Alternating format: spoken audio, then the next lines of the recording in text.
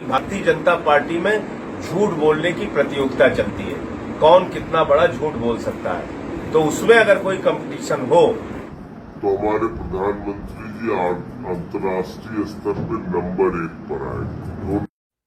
नमस्कार, खबर संत कबीर नगर जिले से।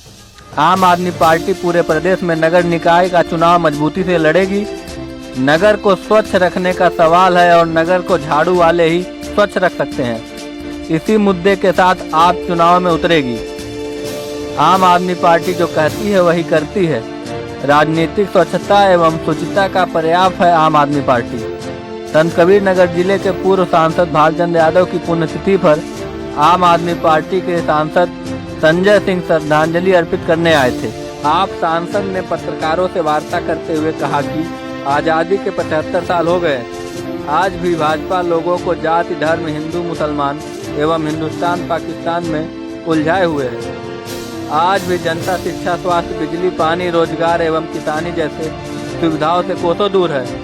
भाजपा ने किसानों की आय दोगुना करने का वादा किया था। प्रदेश के सीएम योगी आदित्यनाथ ने किसानों को बिजली मुफ्त देने का वादा किया था। भाजपा सभी सरकारी उपक्रम बेच रही है।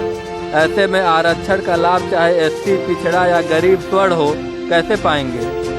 आप सांसद ने कहा कि भाजपा में झूठ बोलने की प्रतियोगिता चल रही है।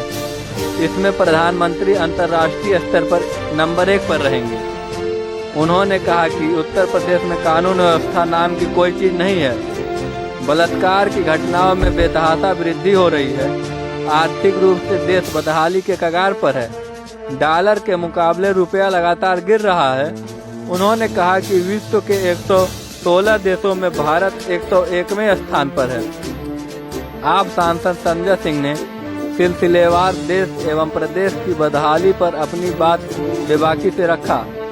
इस दौरान पूर्वांचल के प्रांतीय अध्यक्ष राजेश यादव, इमरान लतीफ, जिला अध्यक्ष रमेश यादव, जिला महासचिव आलोक श्रीवास्तव, मेहदावल विधानसभा के पूर्व प्रत्याशी अखिलेश पांडे, खलीलाबाद विधानसभा के पूर्व प्रत्याशी सुबोध यादव समेत अन्य कार्यकर्ता उपस्थित रहे। आइए आपको दिखाते हैं कि आम आदमी पार्टी के सांसद संजय सिंह ने क्या कहा। पंजाब में हमने कहा था 300 यूनिट बिजली फ्री करेंगे, लोगों ने हमारा मजाक उड़ाया। 1 जुलाई से भगवंत मान जी ने 300 यूनिट बिजली फ्री कर दी। इस बार 51 लाख परिवारों का पंजाब में 0 बिजली का बिल आया है। दूसरी तरफ हमारे आदित्यनाथ जी ने चुनाव के पहले वादा किया था किसानों की बिजली का बिल माफ करेंगे। आप देख लीजिए, अभी विधानसभा में उन्होंने जवाब दिया कि नहीं, हम माफ नहीं करेंगे। तो एक तरफ जुमला बोलने वाली पार्टी है, झूठ बोलने वाली पार्टी है, और एक तरफ सच की राह पे चलने वाली आम आदमी पार्टी है, जिसके नेता केजरीवाल जी जो कहते हैं उसको पूरा करते हैं। नगर निकाय के चुनाव में मैं उत्तर प्रदेश की जनता से एक ही अपील करना चाहता हूँ, कब तक हम लोग जाति धर्म के जाल में जकड़े रहेंगे। 75 वर्ष हो गया हमको शिक्षा पे, स्वास्थ्य पे, बिजली पे, पानी पे, रोजगार पे, किसानी पे जो सुविधाएं मिलनी चाहिए उससे हम कोसों दूर हैं। और यही कारण है कि अभी हम लोगों ने सेल्फी विद सरकारी स्कूल का अभियान चलाया उत्तर प्रदेश में। ऐसे ऐसे सरकारी स्कूल सामने आए जिसमें नमक रोटी बच्चों को खाने के लिए दी जा रही है। यहीं देवरिया में मीडिया के माध्यम से खबर आई, सूखा भात और नमक खाने के लिए दिया जा रहा है। अयोध्या में सूखा भात नमक खाने के लिए दिया जा रहा है। मिर्जापुर सोनभद्र में नमक रोटी बच्चों को खाने के लिए दी जा रही है। तो एक तरफ तो आप बता रहे हैं खुद ही कि एम्बुलेंस के नाम पर फर्जी मरीजों की एंट्री करके करोड़ों करोड़ का घोटाला कर लिया गया। यानी कि मरीज को भी नहीं बख्श रहे हैं लोग, छोटे बच्चों को भी नहीं छोड़ रहे हैं। अपराध चरम पर है। दुष्कर्म की पीड़िता थाने पर जाती है तो थानेदार उसके साथ ललितपुर में बलात्कार करता है। चंदौली में एक बेटी को पीट पीट के पुलिस वाले मार देते हैं, उसके घर के अंदर जाते हैं छापेमारी करने। उस परिवार से मैं मिलने गया था। तो आज कानून व्यवस्था की स्थिति पे, शिक्षा की स्थिति पे, स्वास्थ्य की बदहाली का आलम यह है। बांदा में आईसीयू में एक छोटा बच्चा एडमिट था, चींटियां खा के मार देती हैं उसको। ये सच्चाई है। तो हम लोग कब तक रोना रोते रहेंगे। एक मौका मोदी जी को लोगों ने दे दिया, एक मौका योगी जी को लोगों ने दे दिया, और अब तो नगरों की सफाई का मामला है, सफाई का काम झाड़ू वाले अच्छा कर सकते हैं, ये मौका हम लोगों को दे दी। मैं लोगों से ये अपील कर रहा हूं मैं। आज देश की जो हालत है बहुत चिंताजनक है। आप पत्रकार मित्रों को जानना बहुत जरूरी है, खासतौर से अर्थव्यवस्था की हालत। 6.5 लाख करोड़ की भारत की संपत्ति बेची जा रही है। रेल बेची जा रही है, सेल बेची जा रही है, कोल इंडिया बेचा जा रहा है, LIC बेची जा रही है, बैंक बेची जा रही है, FCI बेचा जा रहा है, बीपीसीएल बेचा जा रहा है, सड़क, बिजली, पानी, स्टेडियम, कुछ नहीं छोड़ते, एयरपोर्ट, पोर्ट सब बेच रहे हैं। जब सरकारी कंपनियां ही नहीं होंगी तो आरक्षण कहाँ रहेगा? और आरक्षण की बात जब मैं अब कह रहा हूं तो ये मत समझिए कि दलित पिछड़ा नहीं, आरक्षण का मतलब अब सवर्ण भी, क्योंकि सवर्णों के लिए भी आरक्षण हो गया। तो जब सरकारी कंपनियां खत्म तो आरक्षण खत्म। चंद पूंजीपतियों के लिए सरकार काम कर रही है। अडानी की संपत्ति 2014 में थी 37,000 करोड़, 2018 में हुई 57,000 करोड़, 2020 में हुई 2.5 लाख करोड़, 2022 में पहुंच गई 13 लाख करोड़। और जब अडानी की संपत्ति 13 लाख करोड़ हो रही है तो देश गरीबी और भुखमरी के मामले में 116 देशों की सूची में 101 नंबर पर पहुंच गया।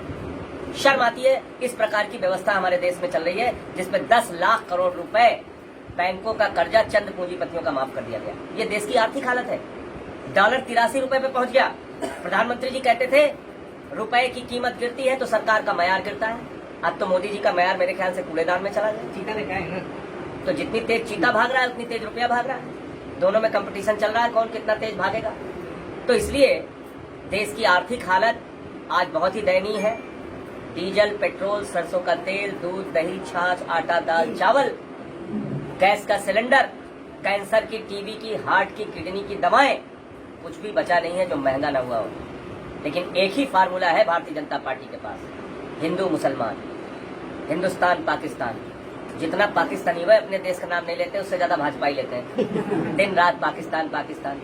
अरे जिसकी आबादी कुल 20-22 करोड़ है, 135 करोड़ हिंदुस्तानियों को तुम पाकिस्तानियों से डराते रहते हो यार दिन रात। कौन डरता है पाकिस्तान से? सिर्फ और सिर्फ भाजपा ही डरते हैं, कोई हिंदुस्तानी नहीं डरता। ये भाजपा ने एक ऐसी जमात पैदा की है झूठ बोल बोल के, जिसमें कि लोगों को डराओ, वोट हासिल करो। आज उत्तर प्रदेश में गेहूं की खरीद कम हुई, किसानों के फसल का दाम दोगुना करने की बात आपने कही थी, 2 करोड़ रोजगार देने की बात आपने कही थी। पार्लियामेंट में जवाब है प्रधानमंत्री जी का, 22 करोड़ लोगों ने 8 साल में नौकरी मांगी, मात्र 7 लाख लोगों को नौकरी दी है सरकार ने। ये हकीकत है देश की। इसलिए आम आदमी पार्टी ही एक साफ सुथरा और स्वच्छ विकल्प देश के सामने है। उत्तर प्रदेश निश्चित रूप से जाति और धर्म की राजनीति में जकड़ा हुआ है। यहाँ हमारे लिए चुनौतियां बड़ी हैं, लेकिन हम दिन रात काम कर रहे हैं। अपनी तिरंगा शाखा के माध्यम से रचनात्मक कार्य भी कर रहे हैं, नदियों की सफाई का भी, और पार्टी के माध्यम से जनता के मुद्दे भी उठाने का काम कर रहे हैं। और मुझे उम्मीद है जनता हमारा साथ देगी। मोदी जी मन से कहते हैं कि 75 साल बाद हमारे देश में चीता आया है, लेकिन 2009 में गुजरात जूनागढ़ में क्या आया था? देखिए, ऐसा है कि मोदी जी तो कहते हैं कि बाबा संत कबीर जी, बाबा गोरखनाथ जी, बाबा गुरु नानक देव जी एक साथ मीटिंग करते थे। मोदी जी तो कहते हैं सिकंदर जब बिहार में आया था तो बिहारियों ने मार के भगाया था, जबकि सिकंदर कभी बिहार गया ही नहीं। मोदी जी तो कहते हैं 125 करोड़ लोगों को घर की चाबी मैंने बांट दी। मोदी जी तो कहते हैं नाली के गैस से चाय बना लो। मोदी जी एक अनोखी प्रतिभा के धनी आदमी हैं, उनके बारे में मैं कुछ नहीं बोल सकता। हाँ, ये जरूर कह सकता हूँ कि भारतीय जनता पार्टी में झूठ बोलने की प्रतियोगिता चलती है, कौन कितना बड़ा झूठ बोल सकता है। तो उसमें अगर कोई कंपटीशन हो तो हमारे प्रधानमंत्री जी अंतर्राष्ट्रीय स्तर पे नंबर 1 पर आएंगे, 2 नंबर पे नहीं आएंगे। आदित्यनाथ जी ने अभी पिछले दिनों आप लोगों के सामने ही कहा कि हमने उत्तर प्रदेश के सरकारी स्कूलों को कॉन्वेंट बना दिया है। अब कॉन्वेंट वाले बेचारे आत्महत्या कर लेंगे क्या सरकारी स्कूल में? ये हालत है, ये हालत है। देख लीजिए आप, टाट पट्टी पे बच्चे बैठ के पढ़ रहे हैं, नमक रोटी खाने को आप दे रहे हैं, छत गिर रही है, टॉयलेट का इंतजाम है नहीं, कॉन्वेंट बना दिया। तो बोलना है कुछ भी बोलते जाओ। हकीकत क्या है? स्वास्थ्य मंत्री जी हर अस्पताल का दौरा करते हैं, चिंता जताते हैं स्वास्थ्य की व्यवस्था ठीक नहीं। स्कूल का दौरा करते हैं, स्कूल की व्यवस्था ठीक नहीं, चिंता जताते हैं। 75 साल हो गया, अभी हम लोग चिंता जता रहे हैं। ठीक कब होंगी ये व्यवस्था? इसलिए ईमानदारी से एक परिवर्तन के लिए लोगों को अब काम करना पड़ेगा। बहुत हो चुका। आज हमारे लोग मजबूरी में, कोई सूरत जाता है, कोई अहमदाबाद जाता है, कोई बम्बई जाता है, कोई दिल्ली जाता है। हमको यहीं पे रोजगार चाहिए। हमारे पास संसाधन की कमी नहीं है, हमारे पास जमीनें हैं, हमारे पास उपजाऊ जमीनें हैं। आपने कृषि क्षेत्र को अगर उद्योग का दर्जा दिया होता तो आज भारत पता नहीं कहां से कहां पहुंच गया होता। आप कृषि के क्षेत्र की ओर ध्यान नहीं देते, आप उद्योग लगाने की ओर, छोटे उद्योग लगाने की ओर ध्यान नहीं देते, तो रोजगार के क्षेत्र में तो कोई काम सरकार कर नहीं रही। इसलिए संकट बड़े हैं, चुनौतियां बड़ी हैं, और उम्मीद आम आदमी पार्टी